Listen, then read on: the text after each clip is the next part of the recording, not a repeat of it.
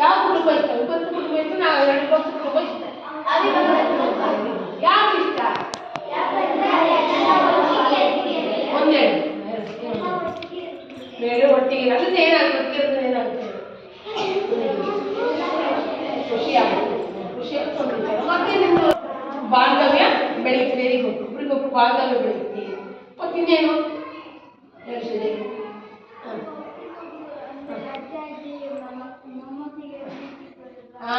ಪ್ರೀತಿ ಅಜ್ಜ ಅಜ್ಜಿಯರ ಪ್ರೀತಿ ವಾತ್ಸಲ್ಯ ಸಹಕಾರ ಮನೋಭಾವ.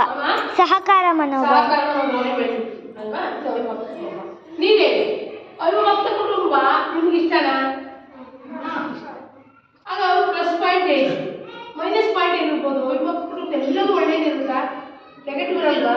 ಸಮಸ್ಯೆ ಇರಲ್ವಾ? ಜಾಗ ಸಾಕಾಗಲ್ಲ. ಆಮೇಲೆ ಚಿಕ್ಕ ಸಮಸ್ಯೆ. ಮತ್ತೆ ವೆರಿ ಗುಡ್. ಅವಾಗ ಜಗಳ ಆಗ್ತಾ ಇದೆ ಅಲ್ವಾ?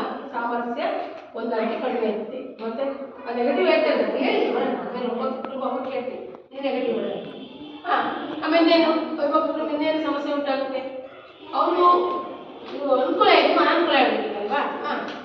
ಇನ್ನೇನು ಉಂಟಾಗುತ್ತೆ? ಜಗಳ ಆಗ್ತದೆ. ಜಗತ್ತೊಂದು ಆಗ್ತದೆ. ಆಸ್ತಿ ಎಲ್ಲ ಜಗಳ ಆಗ್ತಾರೆ. ಸರಿ. ಮತ್ತೆ ಜಾಗ ಸಕಲ ಅಂತ ಹೇಳಿದ್ದರು. ಜಾಗ ಕಡಿಮೆ. ಮತ್ತೆ ಜಾಗ ಕಡಿಮೆ ಆಗುತ್ತೆ. ಆಮೇಲೆ ಇನ್ನೇ ನೆಗೆಟಿವ್ ಇದೆ. ವಿಭಕ್ತ ಕುಟುಂಬ ದುಡಿಯೋರು ಎಷ್ಟು ಜನ ಇರ್ತಾರೆ? ದುಡಿಯೋರೊಬ್ಬರ ಉತ್ಕೊಂತಿರೋರು ಭಾಳ ಜನ ಆಗ್ತಾರೆ ಅಲ್ವಾ? ಅವಾಗ ಇದ್ದಾಗ ಎಲ್ಲರಲ್ಲ ಇದ್ದಾಗ ಅವಿಭಕ್ತ ಕುಟುಂಬದಲ್ಲಿ ಸಮಸ್ಯೆ ತಲೆದೋರುತ್ತೆ ಅಂತ ಆ ಥರ ಇದ್ದಾಗ ಎಲ್ಲರೂ ಇದು.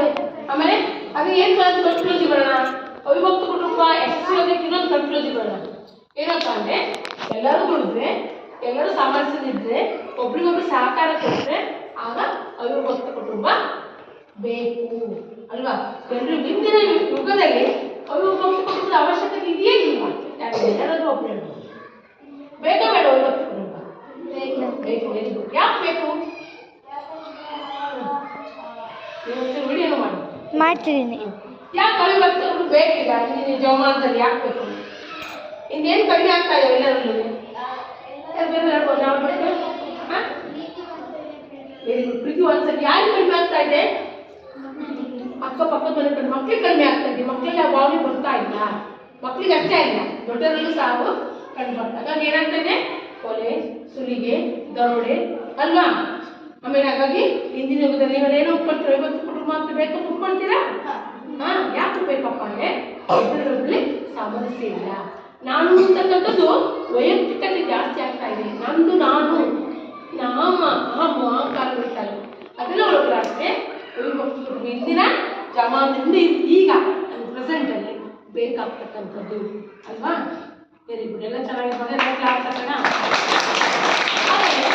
ನಿಮಗೆ ವಿಭಕ್ತ ಕುಟುಂಬ ಅಲ್ವಾ? ವಿಭಕ್ತ ಕುಟುಂಬದ ಅನುಕೂಲ ಏನು ನೋಡೋಣ? ಅನುಕೂಲ ಆಯ್ತಲ್ಲ? ಅನುಕೂಲ ಇದೆ, ಅನುಕೂಲ ಇದೆ. ಅನುಕೂಲ ವಿಭಕ್ತ ಕುಟುಂಬದ ಏನು ಅನುಕೂಲ?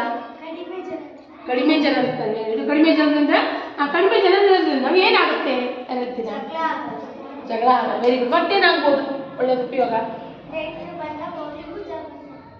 ನೆಂಟರು ಬಂದರೆ ಸಾಕಾಗುತ್ತೆ ಜಾಗ. ಮತ್ತೆ ಇದ್ರ ವಿಷಯದಾಗ ದುಡಿಯೋ ವಿಷಯ ಬಂದಾಗ ಎಲ್ಲರೂ ದುಡಿಮೆ ಮಾಡ್ತಕ್ಕಂಥದ್ದು ಅವಶ್ಯಕತೆ ಇರುತ್ತೆ. ಮತ್ತೆ ಊಟದ ವಿಷಯ ಬಂದಾಗ ಅಲ್ಲ ಒಟ್ಟಿಗೆ ಅದಕ್ಕೆ ಅಂತ ಆಹಾರ ದೊರೆಯುತ್ತೆ. ಅವ್ರಿಗೆ ಪೌಷ್ಟಿಕಾಂಶ ಆಹಾರ ಸಿಗುತ್ತೆ ವಿಭಕ್ತ ಕುಟುಂಬದಲ್ಲಿ ಅಲ್ವಾ? ಪೌಷ್ಟಿಕಾಂಶದ ಕೊರತೆ ಕಂಡು ಬರಲ್ಲ. ಪೌಷ್ಟಿಕಾಂಶದ ಎಲ್ಲರಿಗೂ ಬೇಕಾಗ್ತಕ್ಕಂಥ ಪೌಷ್ಟಿಕತೆ ಸಿಗುತ್ತೆ ಅಂತ ಅಲ್ವಾ? ಆಗ ಅವ್ರು ಏನು ಹೇಳ್ತಾರೆ? ಮಕ್ಕಳ ವಿಭಕ್ತ ಕುಟುಂಬದಲ್ಲಿ ನಮಗೆ ಜಾಗ ಸಾಕಾಗುತ್ತೆ, ಪೌಷ್ಟಿಕಾಂಶ ಸಿಗುತ್ತೆ ನಮ್ಗೆ ಆಹಾರದಲ್ಲಿ. ಮತ್ತು ಇನ್ನೊಂದು ಪಾಯಿಂಟ್ ಏನಂತ ಹೇಳಿದ್ವಿ? ಸದಸ್ಯರು ಕಡಿಮೆ ಇರ್ತಾರೆ, ಹಾಗಾಗಿ ಬೇಕಾಗ್ತಕ್ಕಂಥ ವಿದ್ಯಾಭ್ಯಾಸ ಸಿಗುತ್ತೆ ಅಂತ ಹೇಳ್ತಾ ಇದ್ರು. ಹಾಗಾದ್ರೆ ಅದು ಅನನುಕೂಲತೆ ನೀಡಿದೆ. ಮಕ್ಕಳಿಗೆ ದೊಡ್ಡವ್ರ ಪ್ರೀತಿ ಸಿಗಲ್ಲ. Very good. ಅಂದ್ರೆ ದೊಡ್ಡ ಯಾರು? ಅಜ್ಜ ಅಜ್ಜಿಯರ ಪ್ರೀತಿ ಸಹಕಾರ ಸಿಗಲ್ಲ. ಹಾಗಾಗಿ ಈಗಿನ ಮೌಲ್ಯಗಳು ಏನಾಗ್ತಾ ಇದೆ? ಕಡಿಮೆ ಆಗ್ತಾ ಇದೆ ಅಂತ ಹೇಳ್ತಾರೆ ಮಕ್ಕಳ.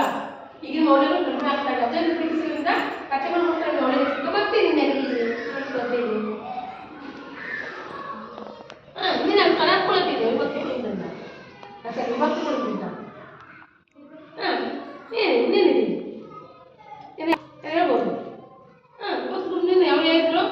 ನೀವು ಹೇಳಿದ್ರೀಗ ಪ್ರೀತಿ ಸಹಕಾರ ಸಿಗಲ್ಲ.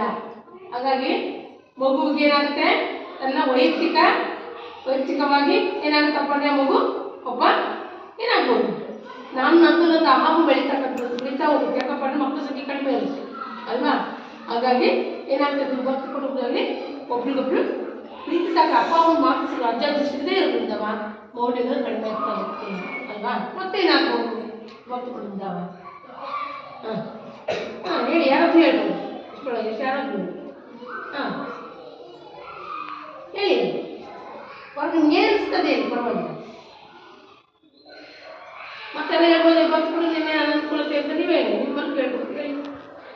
ಅವರಿಗೆ ಸಹಕಾರ ಮನೋಭಾವನೆ ಮೂಡಲ್ಲ. Very good. ಸಹಕಾರ ಮನೋಭಾವನೆ ಮೂಡೋದಿಲ್ಲ ಅಲ್ವಾ. ಸಹಕಾರ ಮನೋಭಾವನೆ ಮೂಡಲ್ಲ.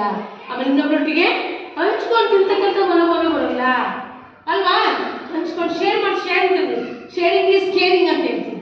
Sharing is caring. ಶೇರ್ ಮಾಡಿದ್ರೆ ನಾವು ಕೇರಿಂಗ್ ಮಾಡ್ದಂಗೆ ಅಂತ ಅಲ್ವಾ. ಹಾಗೆ ಆ ಮನೋಭಾವನೆ ಬರಲ್ಲ ಅಲ್ವಾ. ಹಾಗಾಗಿ ಮಕ್ಕಳ ಆದರೆ ಇನ್ನೊಂದು ಅವಶ್ಯಕತೆಪ್ಪ ಅಂದರೆ ಇಂದಿನ ಜಮಾನದಲ್ಲಿ ವಿಭಕ್ತ ಕುಟುಂಬನೂ ಬೇಕು ಅಂತ ಕೆಲವರು ಹೇಳ್ತಾರೆ. ಯಾಕಪ್ಪ ಅಂದರೆ ನಮಗೆ ವಿದ್ಯಾಭ್ಯಾಸ ಮಾಡಲಿಕ್ಕೆ ಮತ್ತು ಎಲ್ಲದಕ್ಕೂ ನಾವು ಎಷ್ಟೆಲ್ಲೂ ಓದ್ಬೋದು, ಎಲ್ಲರೂ ಓದ್ಸೋಕ್ಕೆ ಇವಾಗ ಅವಿಭಕ್ತ ಕುಟುಂಬ ಅವ್ರು ಓದಿಸಿದ್ರು ಓದಿಸ್ಬೇಕಾಗುತ್ತೆ. ನಮ್ಮ ಮನೆ ಇತ್ತು ಅಂತ. ಆದರೆ ಎಲ್ಲರೂ ದುಡಿದ್ರೆ ಎಲ್ಲರೂ ಸಹಕಾರದಿಂದ ಪ್ರೀತಿ ವಾಸದಿಂದ ಅವಿಭಕ್ತ ಕುಟುಂಬನೂ ಒಳ್ಳೆಯದೇ, ವಿಭಕ್ತ ಕುಟುಂಬ ಒಳ್ಳೆಯದೇ. ಆದ್ರೆ ಹಿಂದಿನ ಯುಗದ ನನಗೆ ಗೊತ್ತಿರೋ ಅಂದ ಮೌಲ್ಯಗಳ ಪ್ರಕಾರ ಒಳ್ಳೆ ಮೌಲ್ಯಗಳ ತಿಳಿಸ್ಕೊಳ್ತಾರೆ ಅವಿಭಕ್ತ ಕುಟುಂಬ ಅವಶ್ಯಕತೆ ಇದೆ ಅಂತ ನನ್ನ ಅಭಿಪ್ರಾಯ. ಆಯಿತಾ. ಇವುಗಳು ಏನಪ್ಪ ಅಂದರೆ ಈ ಚರ್ಚಾ ಸಂವಾದ ಯಾವುದರಲ್ಲಿ ನಾವು ಬಂದಿದ್ದ ಕಾರ್ಯಕ್ರಮದಲ್ಲಿ ಸಾಮಾಜಿಕ ಸಾಮರಸ್ಯ ಅಡಿಯಲ್ಲಿ ವಿಭಕ್ತ ಮತ್ತು ಅವಿಭಕ್ತ ಕುಟುಂಬಗಳು ಇವುಗಳ ಬಗ್ಗೆ ಚರ್ಚೆಯಲ್ಲಿ ಭಾಗವಹಿಸಿದ ಸಹ ನಾನು ನಮ್ಮ ಶಾಲೆಯ ಎಲ್ಲ ಶಿಕ್ಷಕರ ಪರವಾಗಿ ಹೃತ್ಪೂರ್ವಕವಾದ ಅಭಿನಂದನೆಯನ್ನು ನಾನು ಒಂದು ಕ್ಲಾಸ್ ಮೂಲಕ ಸಲ್ಲಿಸ್ತಾ